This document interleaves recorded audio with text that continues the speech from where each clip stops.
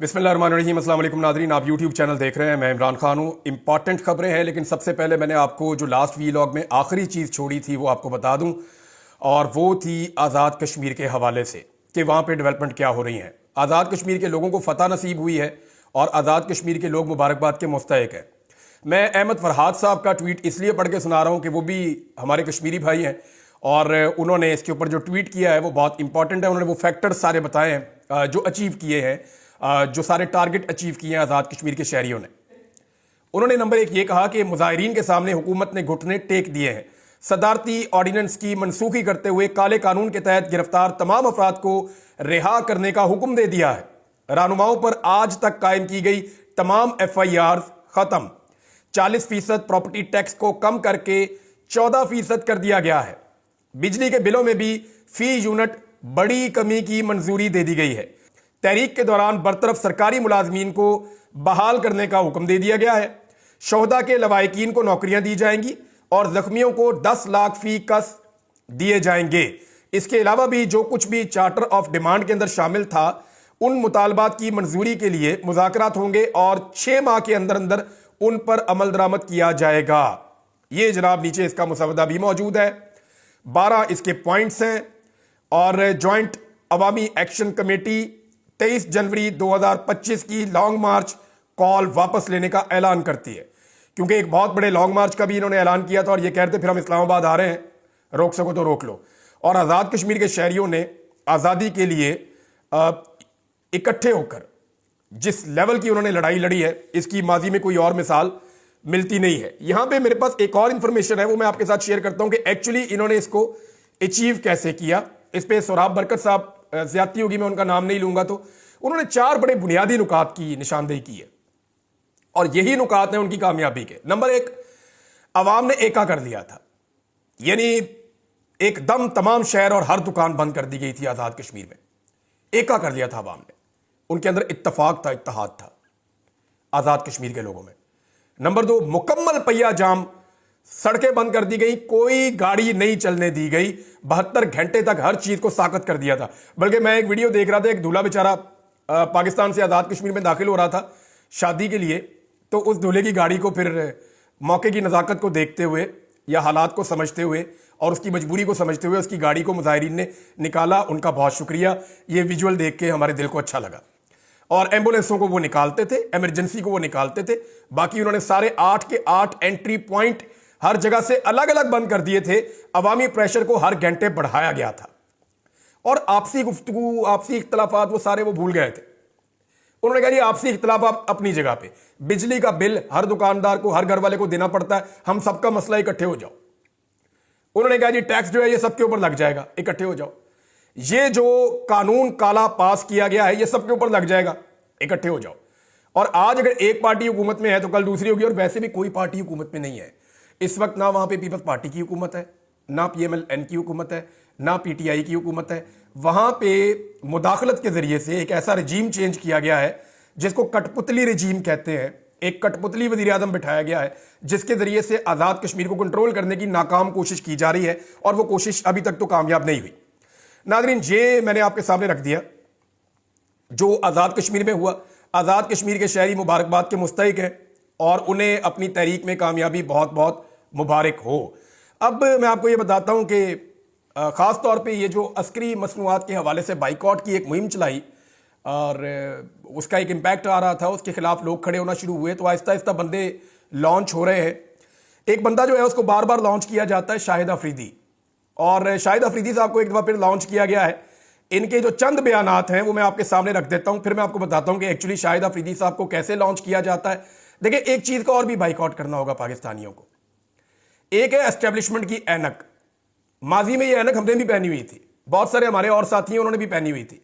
जब आदमी ये ऐनक पहन लेता ना फिर उसे कुछ नजर नहीं आता, फिर आदमी को वही नजर आता है जो एस्टेब्लिशमेंट की ऐनक आपको दिखाना चाहती है। माजी में ये ऐनकें सबको पहनाई गई है, पूरे पाकिस्तान ने पहनी हुई थी, तो हम सारे अपने इस जुर्म का एतराफ बारी बारी करते रहते हैं, पूरा पाकिस्तान ये करता है। ये ऐनक इमरान खान साहब ने भी पहनी थी, बाकी सबने पहनी थी, लेकिन अच्छी बात यह है कि अवाम की आंखों का ऑपरेशन हो गया और बहुत सारी चीजें उनके लिए क्लियर हो गई। तो ये जो है ना एस्टेब्लिशमेंट की ऐनक पहन के जब देखते हैं तो फिर ऐसे ही नजर आता है जैसे आजकल शाहिद अफरीदी को नजर आ रहा है। मैं आपको दिखाता हूं उनका स्टेटमेंट क्या है। शाहिद अफरीदी साहब जनाब अली फरमा रहे हैं कि मेरी ख्वाहिश थी कि क्रिकेट खेलूं या आर्मी में जाऊं। इमरान खान को देखकर क्रिकेट शुरू की। इमरान खान नहीं होते तो क्रिकेटर नहीं बनता। याद रखिएगा कि शाहिद अफरीदी अपने हर कार्रवाई के अंदर पहले इमरान खान की तारीफ करते हैं, फिर पीठ में छुरा घोंपते हैं। अभी मैं आपको बताता हूं कि कैसे पीठ में छुरा घोंपा। इमरान खान साहब की जो ताकत है वो सोशल मीडिया है। सोशल मीडिया पर बदतमीजी और इखलाकियात से उतरकर बात होती है। लोग अपने आप को तालीम याफ्ता कहते हैं मगर बेचारों की तरबियत नहीं है। जनाब ये शाहिद अफरीदी का स्टेटमेंट है। फिर शाहिद अफरीदी ने एक और अटैक किया इमरान खान पे कि मुल्क चलाने की बात है, सारे बैठते हैं, मुल्क को लेकर चलते हैं। अगर आपकी नीयत है तो मुल्क को लेकर चलो। अगर मेरी नीयत यह है कि मैं तो बिल्कुल ठीक हूं, सामने वाला चोर है, डाकू है, ऐसा नहीं हो सकता। तो चोर और डाकू जो है बाकी पॉलिटिकल पार्टीज को इमरान खान कहते हैं। इमरान खान को कोई चोर और डाकू नहीं कहता। तो शाहिद अफरीदी ने एक बारीक वारदात इमरान खान के खिलाफ ये डाली। फिर एक और स्टेटमेंट देखें, अगर पीटीआई की हुकूमत चली गई थी तो उनको मजबूत अपोजिशन के तौर पर पार्लियामेंट में रहना चाहिए था। इमरान खान की टीम की सिलेक्शन बेहतर हो सकती थी। ये दो कीड़े मजीद निकाले शाहिद अफरीदी ने इमरान खान के अंदर। अब जरा मैं कुछ चीजें आपके सामने रख देता हूं शाहिद अफरीदी के हवाले से, बहुत जरूरी है। इनको रीलॉन्च किया गया एक मरतबा फिर और इनको मैदान में उतारा गया है। आज अगर आप गौर करें ना तो शाहिद अफरीदी साहब का जो तरीका वारदात है वो जरा मुख्तलिफ है। अगर आप इमरान खान की तारीफ करें और फिर पीठ में छुरा घोंपें तो फिर तो एक्सपोज करना बनता है ना। हाँ, अगर आप ये कहें कि मैं शहबाज शरीफ का साथी हूं या मौलाना फजल रहमान का साथी हूं या मैं एस्टेब्लिशमेंट का टाउट हूं या मैंने ये वाली साइड पक्की पक्की ले ली है और मैं इमरान खान को दुश्मन हूं, तो फिर तो आप इमरान खान पर तनकीद करें तो बात समझ आती है। यानी शाहिद अफरीदी साहब को जो ऐनक उन्होंने पहनी हुई है ना, इसके अंदर उनको जुल्म नजर नहीं आया। चादर और चार दीवारी का तगद्दुस पामाल हुआ वो नजर नहीं आया।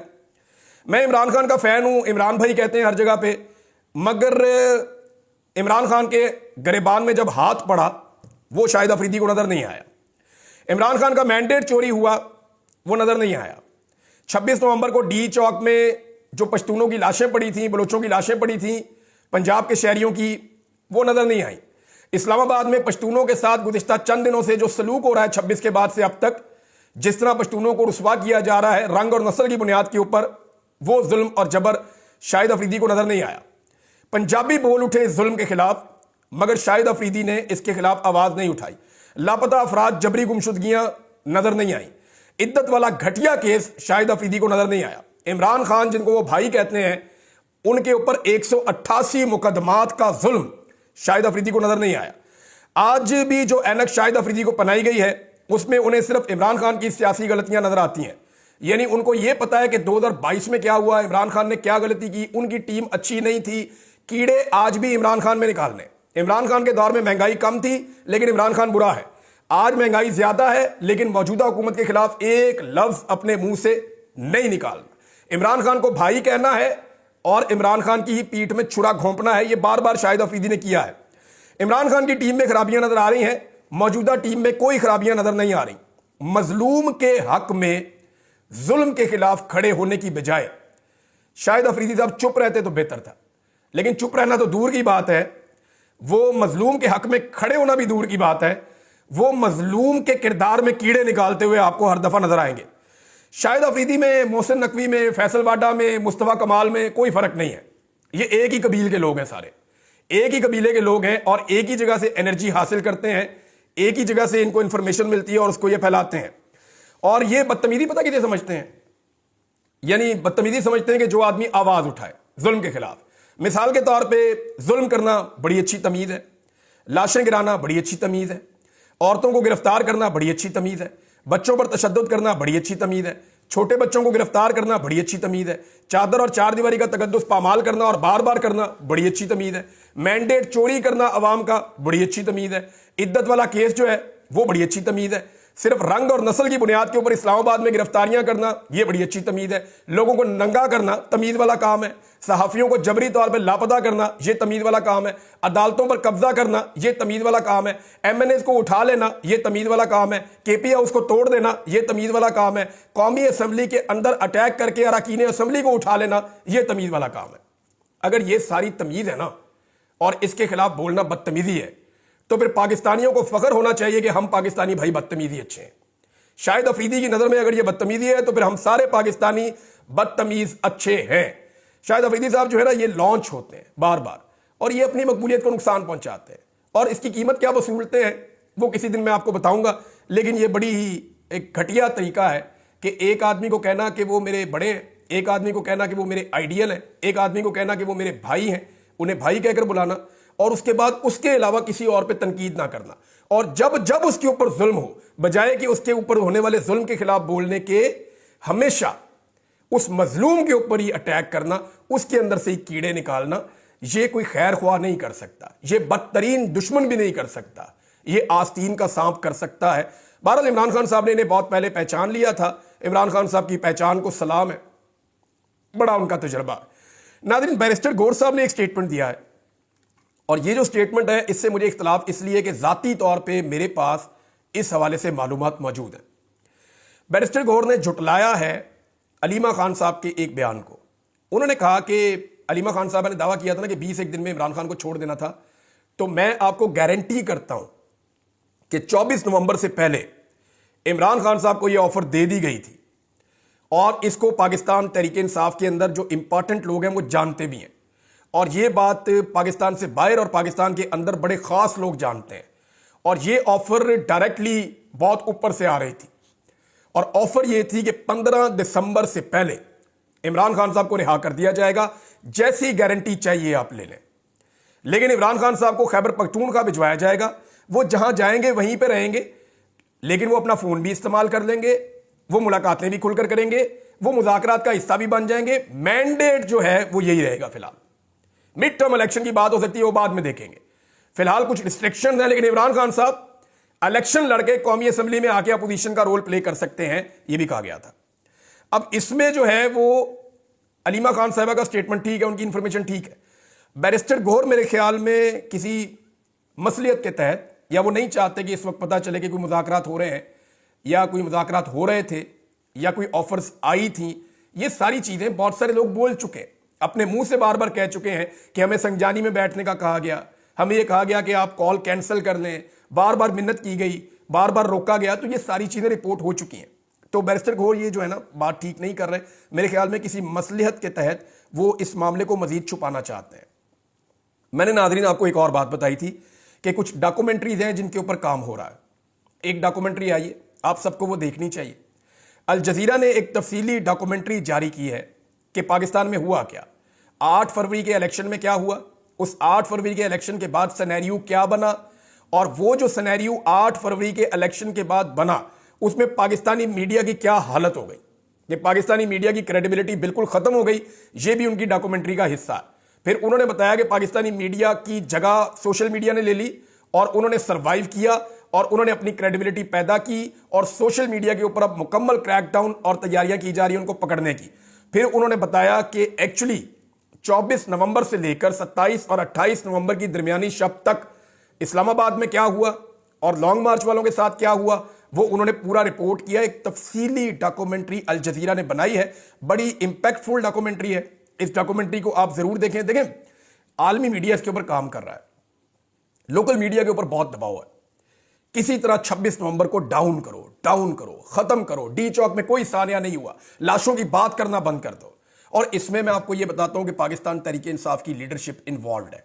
मैं साबित कर दूंगा आपको, मैं अभी आपको साबित कर दूंगा। फिर जिसने जो कहना है वो कर ले, जिसने मेरे पे केस करना है वो केस कर दे जाके। मैं आपको साबित कर दूंगा कि देखें, मैं कम से कम जो लोग वहां शहीद हुए ना वो गरीब लोग हैं। जो लोग वहां शहीद हुए ना वो पाकिस्तान के लिए निकले हुए थे। उनको यह कहा गया था कि तुम्हें एक बेहतर पाकिस्तान दिया जाएगा। वो खलूसे नीयत के साथ आए थे, जिन्हें गोलियां लगी वो खलूसे नीयत के साथ आए थे, जो शहीद हुए वो खलूसे नीयत के साथ आए थे।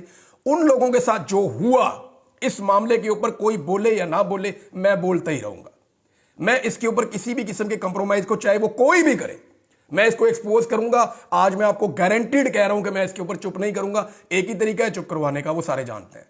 मैं अपना काम करता रहूंगा इस मामले पे। ये लहू बह गया, पाकिस्तानियों का खून है भाई, पाकिस्तानियों का खून बह गया है। मैंने साना मॉडल टाउन के ऊपर बिल्कुल कंप्रोमाइज नहीं किया था। मैं आखिरी वक्त तक उसके ऊपर आवाज उठाता रहा था, और अब भी मैं आवाज उठाऊंगा। मैं इस पे पीछे नहीं हटूंगा। अब मैं आपको यह बताता हूं कि इसको दबाने के लिए एक नई कार्रवाई की जा रही है। ये जो मदारस का मामला है ना, इसकी रजिस्ट्रेशन का मामला, ये 2019 में पाकिस्तान तहरीक इंसाफ ने मुआहिदा कर लिया था। ताहिर अशरफी उस वक्त इमरान खान साहब के साथ होते थे। वो मुआहिदे की तफसीलात भी मौजूद है। उसके मुताबिक जनाब मदारस का जो है पूरा एक फंड होगा, मदारस को रजिस्टर किया जाएगा, हुकूमत की निगरानी होगी, बहुत सारी फैसिलिटीज दी जाएंगी। ये सारा इमरान खान साहब ने तय कर दिया था ताकि मदारस के ऊपर जो एलिगेशन लगते हैं या मदारस के अंदर जो एक्टिविटीज है वो हुकूमत के साथ जुड़े। अब हुआ यह है कि मौजूदा हुकूमत ने इसको नॉन इशू को इशू बनाया, और क्यों बनाया मैं आपको बताता हूं। मौजूदा हुकूमत का मंसूबा यह है कि एक और लॉन्ग मार्च इस्लामाबाद आना चाहिए ताकि जो पिछला लॉन्ग मार्च है उसके ऊपर गर्द बैठ जाए। पिछले लॉन्ग मार्च को लोग डिस्कस करना छोड़ दें, अगले लॉन्ग मार्च को डिस्कस करें। जानबूझकर एक लॉन्ग मार्च को इस्लामाबाद में दावत दी जा रही है और उलमा इकराम को, फजलुर रहमान साहब को, दीगर मदारिस के लोगों को कहा जा रहा है कि इस्लामाबाद पहुंचे। हल्की फुल्की मौसीकी वहां पे होगी, लाठी चार्ज, डंडे, आंसू गैस थोड़ा बहुत चलेगा।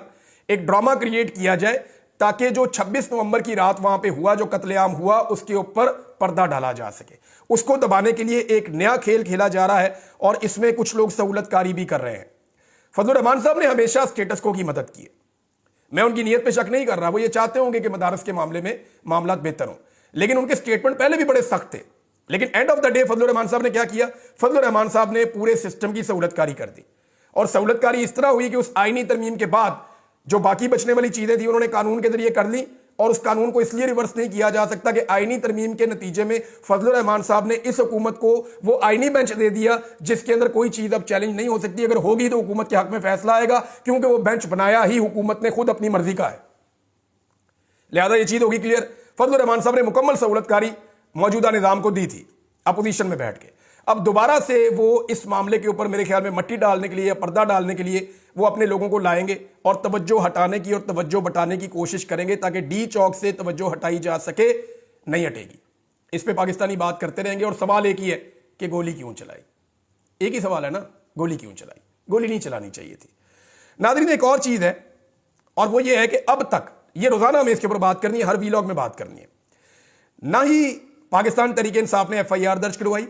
आज जनाब जब मैं आपसे बात कर रहा हूं तो 8 तारीख की रात हो चुकी है, लगभग 2 हफ्ते होने वाले हैं, और ना पाकिस्तान तहरीक इंसाफ ने अब तक अपनी FIR दर्ज करवाने के लिए कोई दरखास्त दी, ना ही लापता अफराद के हवाले से हेबियस की पटिशन दायर की। आज तक पाकिस्तान में जो बंदा भी लापता हुआ है ना, सबसे पहले उसके घर वाले जाकर एक पटिशन डालते हैं हाई कोर्ट के अंदर।